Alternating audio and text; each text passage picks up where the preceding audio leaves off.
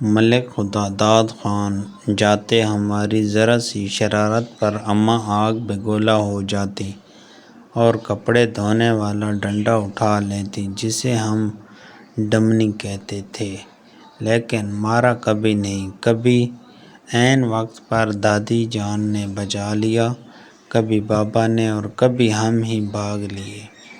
گاؤں کی رونقوں سے دور عین فصلوں کے بیچ ہمارا ڈیرا تھا۔ ڈیرے سے پگ ڈنڈی پکڑ کر گاؤں جانا اماں کا سب سے بڑا شاپنگ ٹور ہوا کرتا تھا، اور اس ٹور سے محروم رہ جانا ہماری سب سے بڑی بد نصیبی۔ اگر کبھی اماں اکیلے گاؤں چلی جاتی تو واپسی پر ہمیں مرنڈے سے بہلانے کی کوشش کرتی۔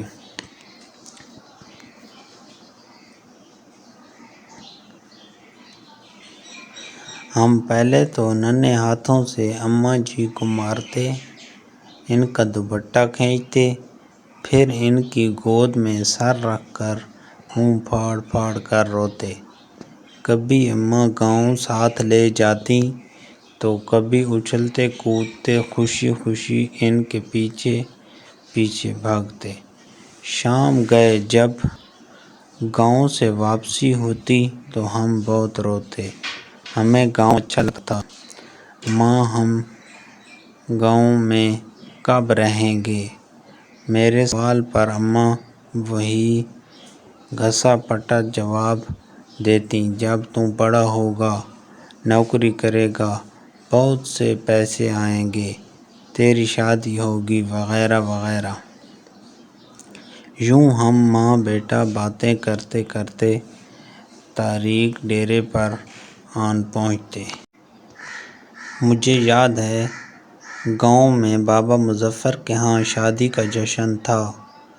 وہاں جلنے بجھنے والی بتیاں بھی لگی تھیں اور پٹاخے بھی پھوٹ رہے تھے۔ میں نے ماں کی بہت منت کی کہ رات ادھر ہی ٹھہر جائیں، لیکن وہ نہیں مانی۔ جب میں ماں جی کے پیچھے روتا روتا گاؤں سے واپس آ رہا تھا تو نیت میں فطور آ گیا اور چپکے سے واپس گاؤں لوٹ گیا۔ شام کا وقت تھا۔ ماں کو بہت دیر بعد میری گمشدگی کا اندازہ ہوا۔ وہ پاگلوں کی طرح رات کے اندھیرے میں کھیتوں میں آوازیں لگاتی اور ڈیرے سے لے کر گاؤں تک ہر کونے میں لالٹین اٹھا کر ڈھونڈتی رہیں۔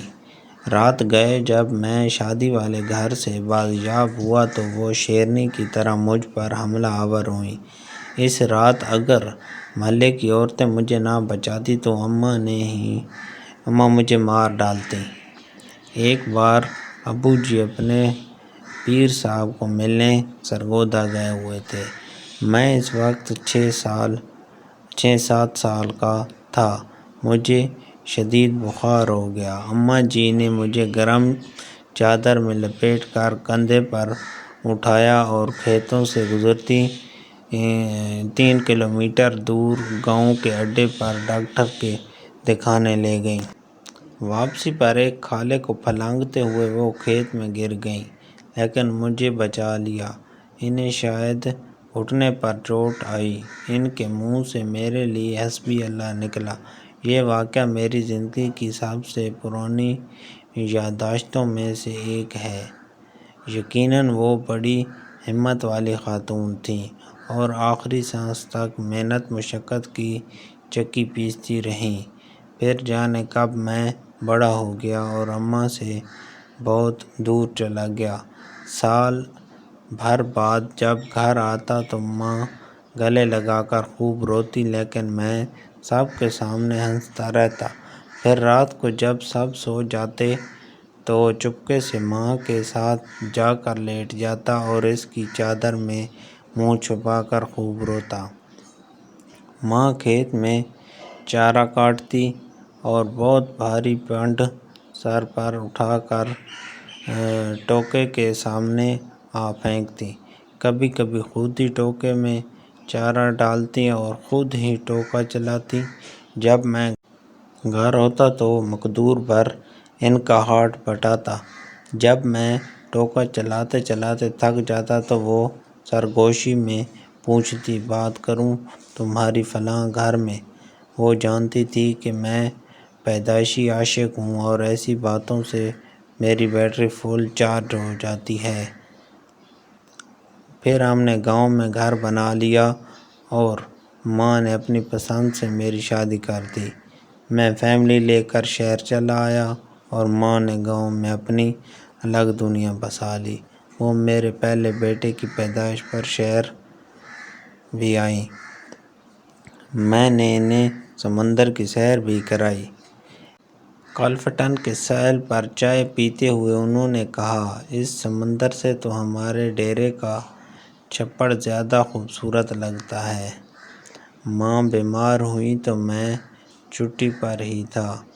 انہیں کئی دن تک باس کو پان کھلا کر سمجھاتا رہا کہ معمولی پیٹ کا درد ہے، جلد افاقہ ہو جائے گا۔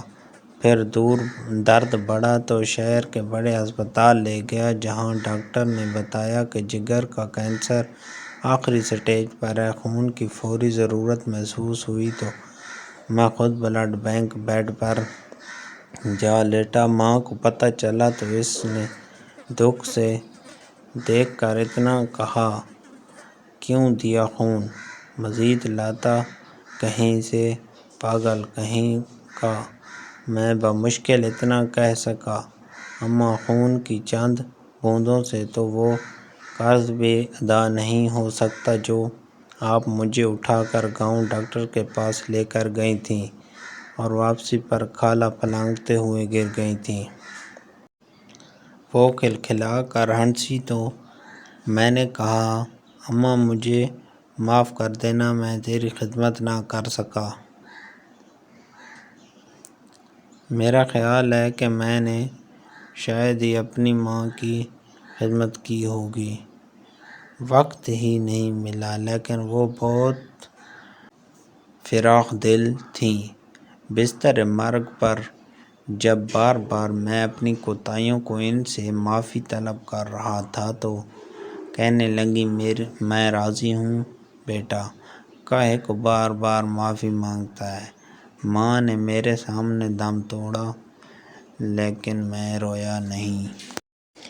دوسرے دن سر بھاری ہونے لگا تو قبرستان چلا گیا اور قبر پر بیٹھ کر منہ پھاڑ کر رویا۔ ماں سے بچھڑے مدت ہو گئی، اب تو یقین بھی نہیں آتا کہ ماں کبھی اس دنیا میں تھی بھی کہ نہیں۔ آج بیت اللہ کا طواف کرتے ہوئے پٹھانوں اور سودائیوں کے ہاتھوں فٹ بال بنتا بنتا جانے کیسے دیوار کعبہ سے جا ٹکرایا۔ یوں لگا جیسے مدتوں بعد پھر ایک بار ماں کی گود میں پہنچ گیا ہوں۔ وہی سکون جو ماں کی گود میں آتا تھا، وہ اپنائیت، وہی محبت جس میں خوف کا عنصر بھی شامل تھا۔ اس بار منہ پھاڑ کر نہیں، دھاڑے مار مار کر رویا۔ 70 ماؤں سے زیادہ پیار کرنے والا رب کعبہ اور ہم صدا کے شرارتی بچے۔